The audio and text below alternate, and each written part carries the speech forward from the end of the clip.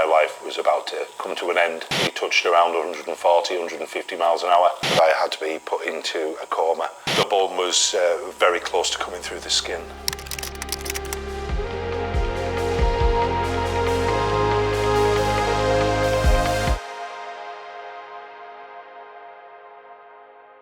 Prior to the incident, I had quite a full, busy life, fun life, full of things to do.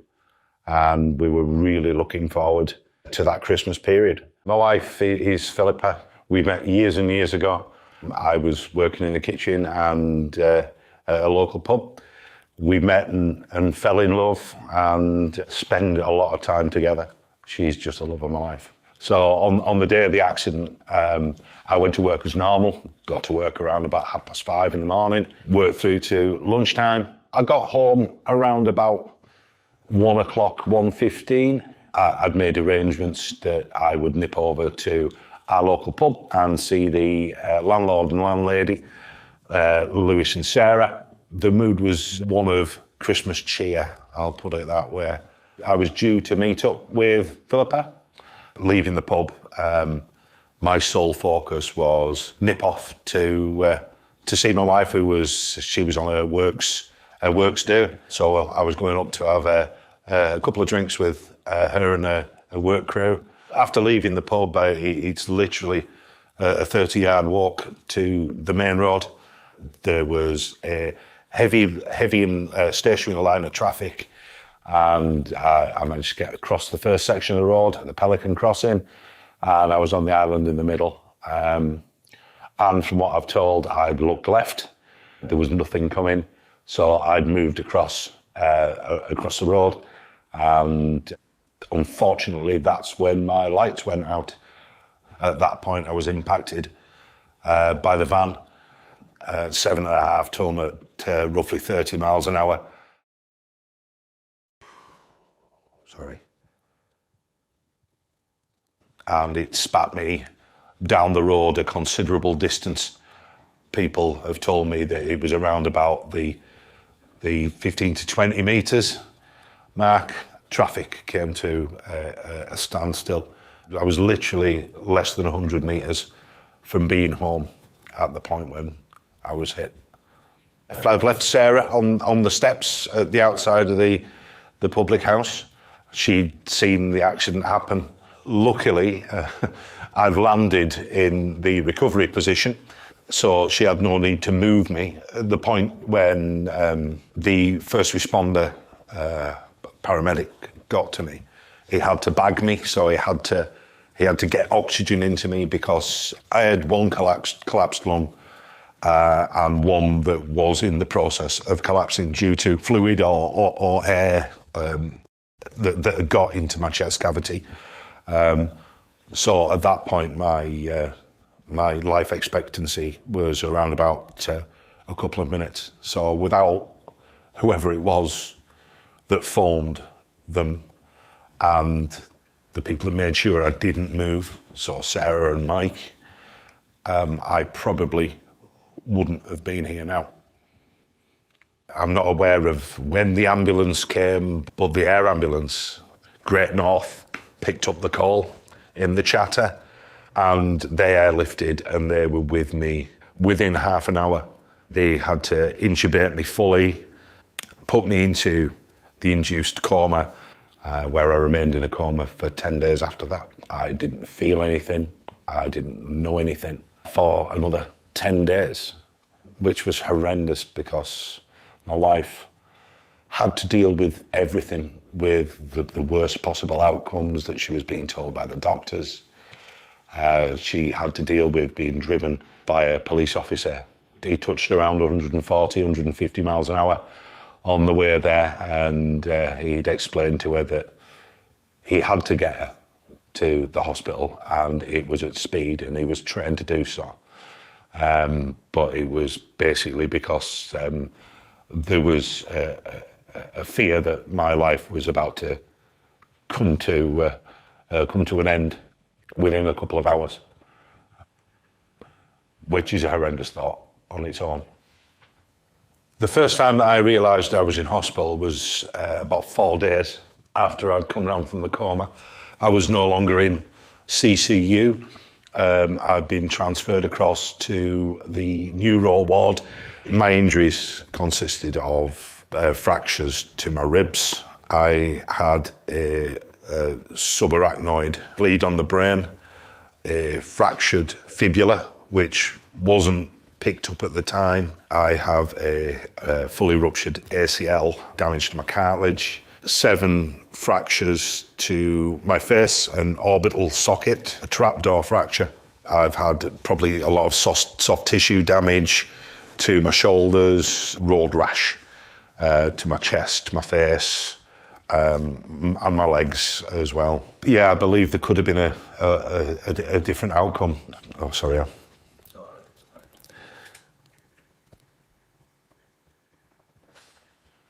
It's really hard to talk about.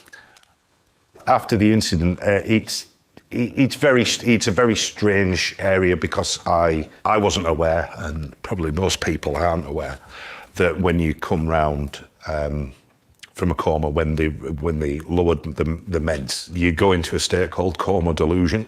I'd had visitors. My sister-in-law and my brother had been with Philippa, my wife, and I can still remember the conversation, but in my mind, because it was protecting itself at the time, it didn't understand where I was, what was going on, how long I'd been there. It didn't understand anything. All it knew was the faces that I knew. I am aware that the voices were going in. I was hearing.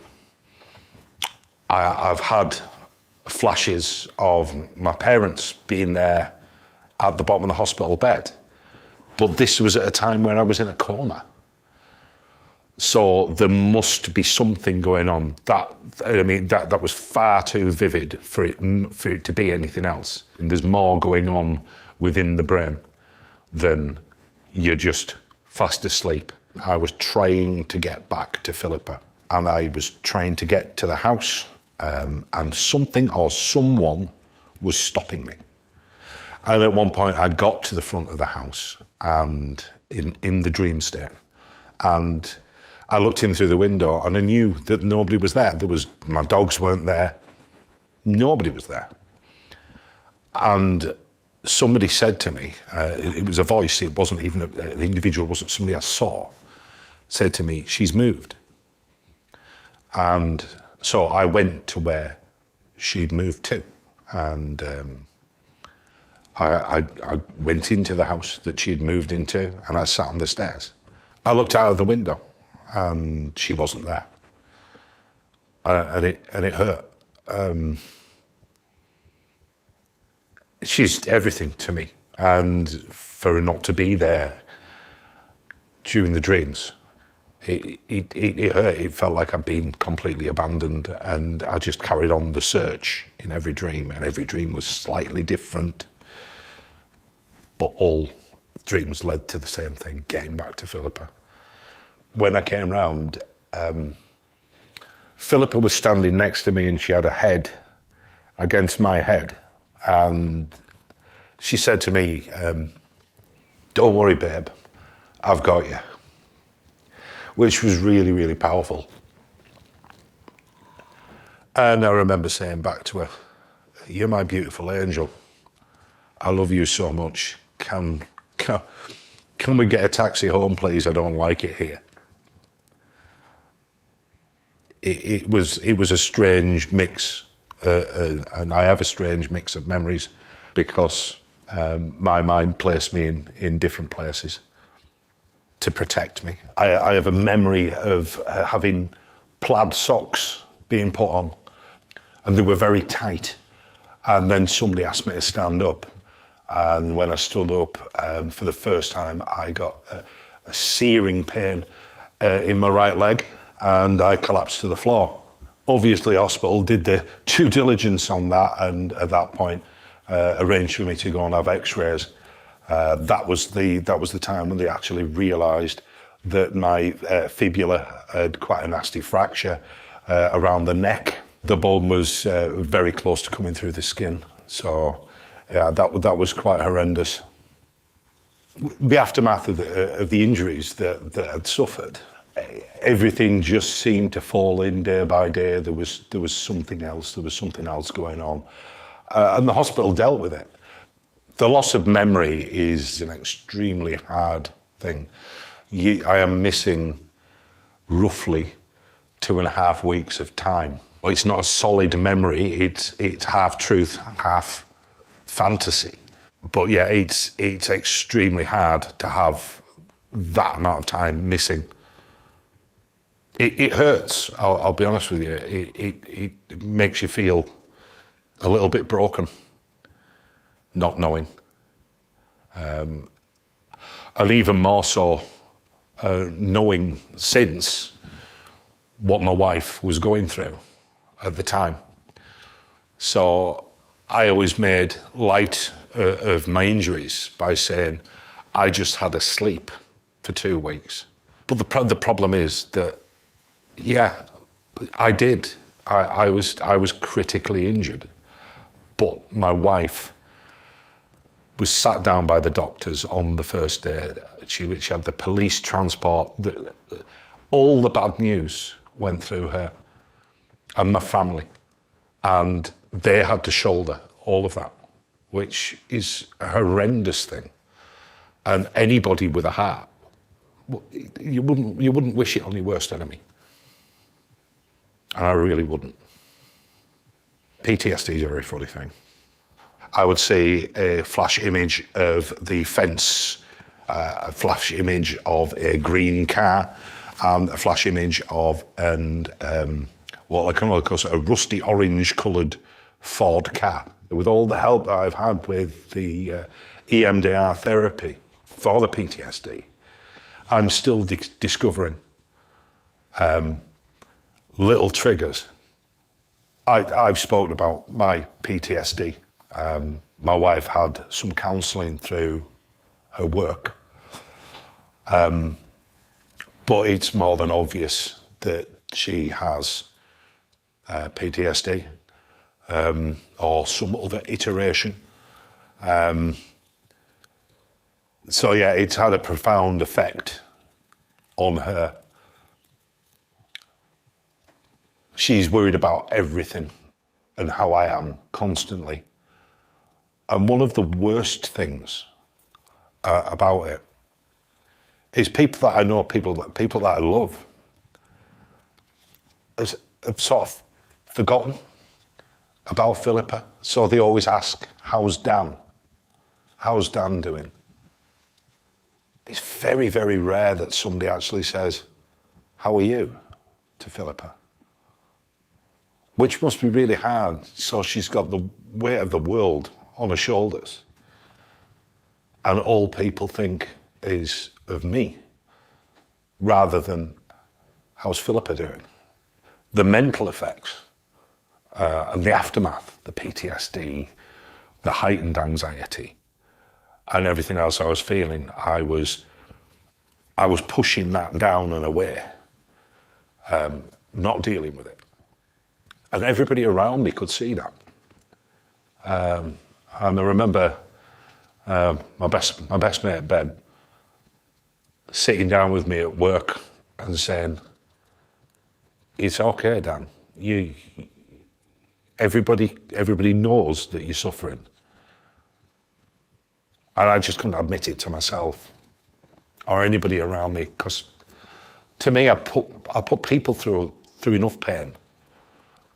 I didn't want to be the broken one anymore. I wanted to be back to how I was. It's a harder, longer road that way, but it's a more truthful road, and I think, I'm hoping it's going to be better for me in the long run, that I don't run from the fears, from the anxiety, from the pain, from the flashbacks anymore, and I can face them. I'm just lucky to have the network that I've got around me. Philip, all the guys at work, my mum and dad, my brothers, my sisters-in-law, my wife's family have been amazing. amazing. I felt so loved. And that's what heals. When Philippa said, "Don't worry about it, I've got you, babe," she was saying, it's okay, whatever we face this together. She's an amazing person. I wish I could be a little bit more like her, to be honest. Reality sort of struck in, and these whales were going to eat us. I was numb to my feelings, I was numb to emotions, I felt numb to life itself. This rock, it had my number on it, bleeding out with my lower leg literally hanging off me by the clothing. And a terrorist drove directly at me. I went straight over the bonnet of the car and I hit the windshield and I was thrown into the air for what felt like forever. So at that point I've basically become an anchor to a 10,000 ton vessel, and there's only ever obviously going to be one winner in that situation. I saw myself coming out of the ambulance, getting carried out of the ambulance, and I just saw myself getting taken into the hospital. I think it was a near-death experience, and I think that was my soul leaving my body maybe. All of my bones were broken. I could hear bone ends grating. My body was screaming in pain.